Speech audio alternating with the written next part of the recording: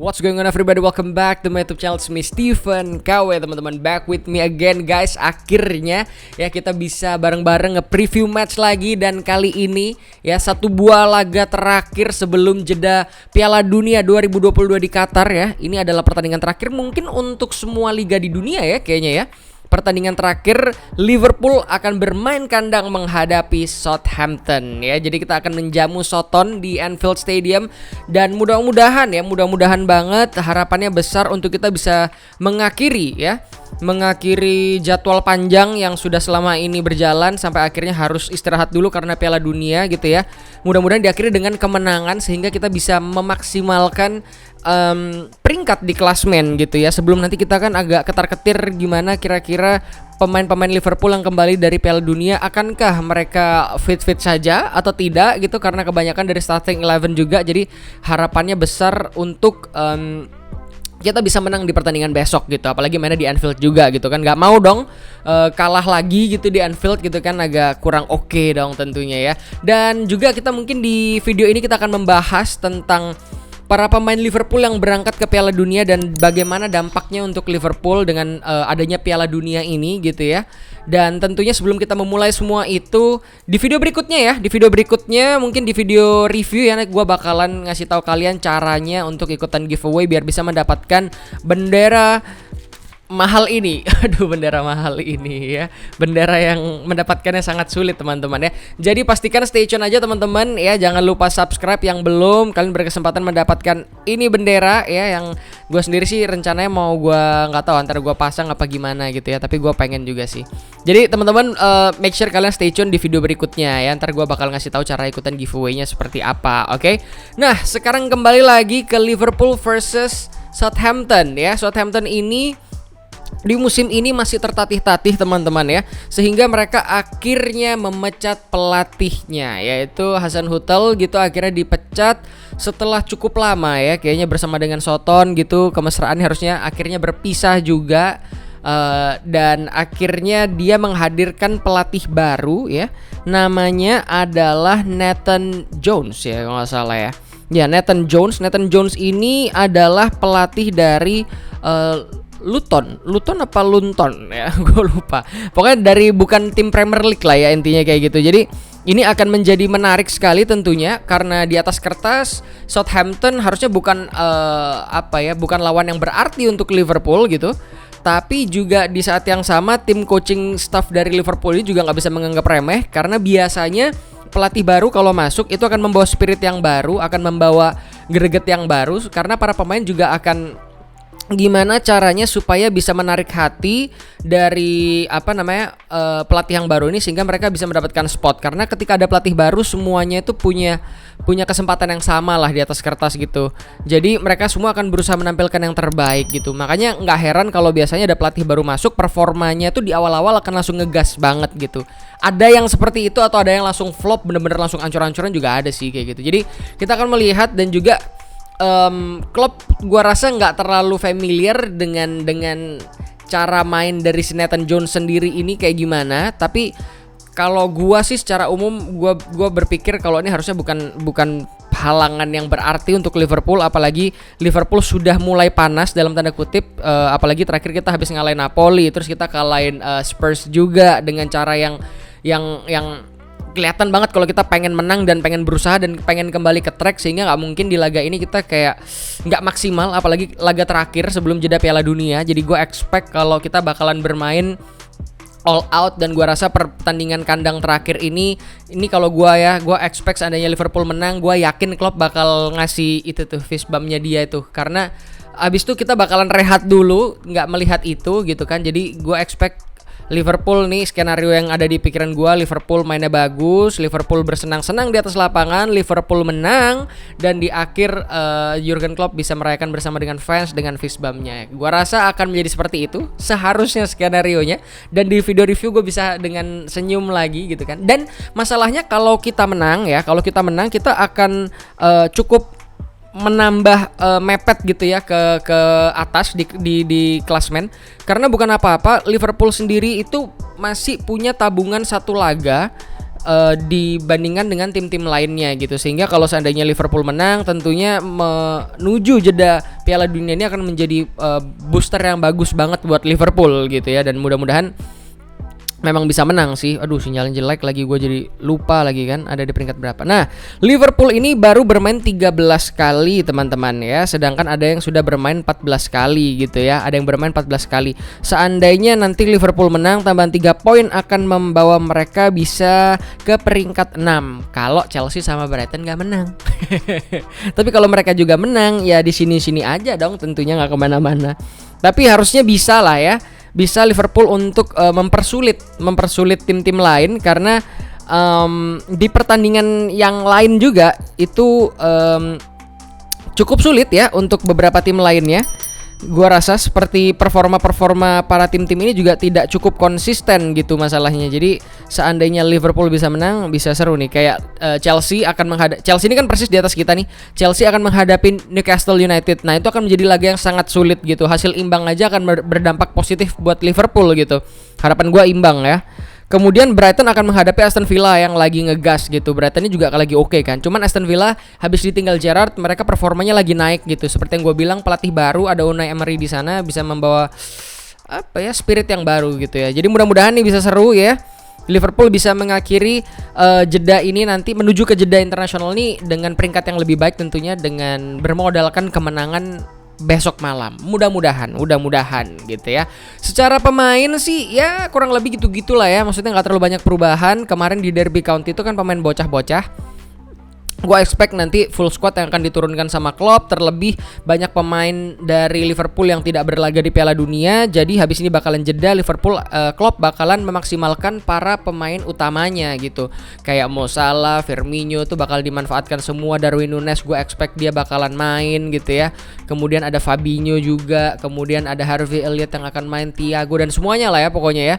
Jadi gue expect Liverpool bakalan full squad menuju ke pertandingan terakhir sebelum jeda Piala Dunia ya. Dengan harapan tentunya prediksinya adalah Liverpool menang dengan skor yang cukup telak. Tapi kita akan melihat, pokoknya menang aja udah bagus. Tapi ekspektasi gua Liverpool bisa menang dengan skor yang cukup telak. Oke? Nah, kita move on nih ke pembahasan yang kedua. Gimana dampak dari Piala Dunia sendiri untuk Liverpool? Nah, kita lihat aja dulu. Kita belum tahu hasilnya seperti apa tentunya. Cuman skemanya seperti apa? Apakah ini bisa menguntungkan untuk Liverpool atau justru bisa merugikan untuk Liverpool atau bagaimana? Karena ya tentunya setiap pemain pingin membela negaranya di Piala Dunia. Nah, sayangnya faktanya adalah hanya ada 7 pemain dari skuadnya Liverpool yang lu kalau punya pemain gitu ya, dari bermainnya tuh di Liverpool gitu, pasti lu bawa gitu kan ke Piala Dunia kan. Karena lu untuk bisa masuk di line up-nya Liverpool tuh butuh kualitas yang tinggi gitu. Jadi harusnya tuh langsung menjadi standar yang baik gitu. Kalau timnya nggak yang skala timnas Inggris, Jerman dan kawan-kawan lo ya. Tapi kalau lu skala kayak misalkan nih Serbia lah gitu kan, misalkan tim-tim yang nggak terlalu gitu. Begitu ada pemain yang main di Liverpool, gua rasa langsung diangkut gitu. Contohnya kayak Joe Allen-nya Liverpool dulu tuh, sekarang kan mainnya di Stoke City apa di mana gitu, gue lupa.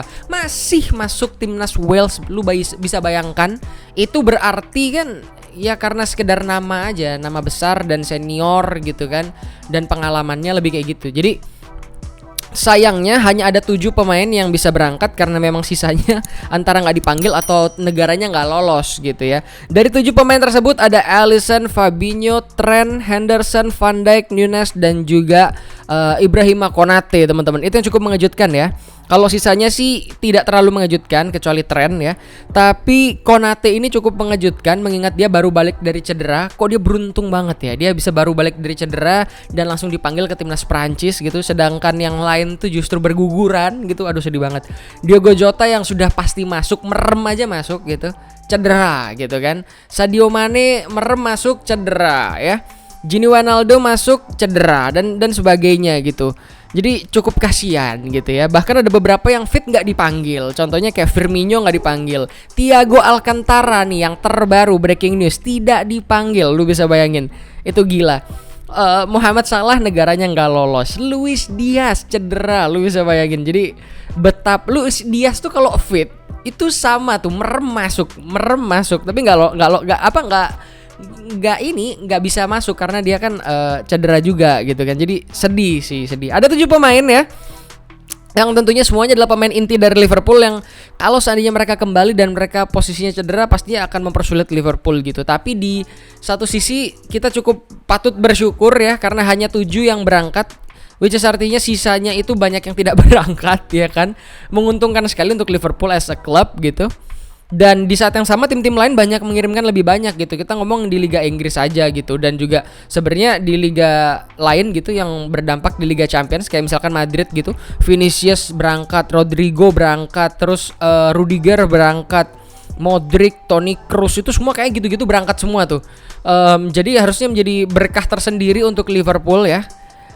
Kasihan sih yang nggak berangkat, cuman sebagai sebuah klub berkah, dan klub juga pastinya lebih senang lagi gitu kan, karena memang banyak loh pemain-pemain berkualitas di tim inti Liverpool yang nggak berangkat gitu. Kayak Robertson, tim negaranya nggak lolos, nggak berangkat. Kemudian Tsimikas nggak berangkat. Matip memang mengundurkan diri dari negaranya, lucu ya. Kemudian Harvey Elliott loh nggak tembus timnas Inggris ya kan. Kemudian ada Thiago Alcantara teman-teman, tidak tembus, lu bisa bayangin. Terus habis itu, aduh di depan yang gila sih, Mohamed Salah, Luis Diaz dan Firmino. Jota juga, lu bisa bayangin 4 orang yang kualitas timnas banget, auto starting line up itu semuanya nggak berangkat. Lu bisa bayangin dong. Jadi apa namanya, berkah tersendiri untuk Liverpool. Dan Liverpool sendiri nanti selama jeda Piala Dunia ini dia akan melakukan camp untuk latihan gitu, untuk menjaga kebugaran di Dubai, which is tempatnya dekat dengan Qatar. Karena klub sendiri pengennya ketika para pemain tersebut nih, sebagian yang udah tahu tiba-tiba nggak lolos gitu ya, mereka bisa langsung join, bisa langsung gabung ke Dubai gitu untuk ngecamp bareng, latihan sama tim inti ya, sisa skuadnya dari Liverpool yang ada di sana gitu, untuk menjaga kebugaran. Dan di sana juga rencananya nanti klub bakalan ada semacam pramusim lah ya, semacam latih tanding gitu, friendly match lah kita sebut ya. Akan mengadakan friendly match yang rencana nih masih bisa ganti nih, lawan AC Milan dan juga Lyon gitu ya. Tapi masih belum pasti jadwalnya maupun lawannya itu apakah 100% pasti, itu belum tahu. Tapi desas-desusnya begitu teman-teman ya. Jadi mudah-mudahan nanti kalau gue sih berharapnya, karena gue pribadi ini nggak terlalu peduli dengan Piala Dunia ya, karena again yang gue bilang di video sebelumnya, kalau gue negara gue pegangnya Indonesia, jadi gue nggak bisa kalau disuruh terlalu menghambakan tim lain gitu, negara lain tuh nggak bisa gue. Jadi gue nggak gitu peduli siapapun yang menang di sana. Kalau pemain Liverpool ada di dalamnya ya gue ikut seneng, tapi nggak yang gimana gitu. Gue lebih peduli mereka bisa balik dengan sehat, dengan fit, sehingga nanti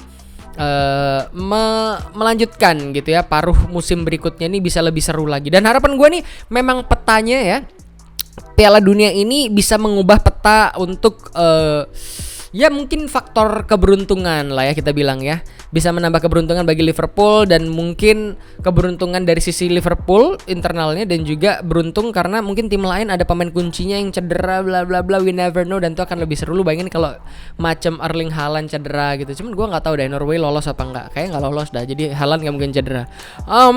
Ya itu sih yang menurut gue jadi menarik gitu.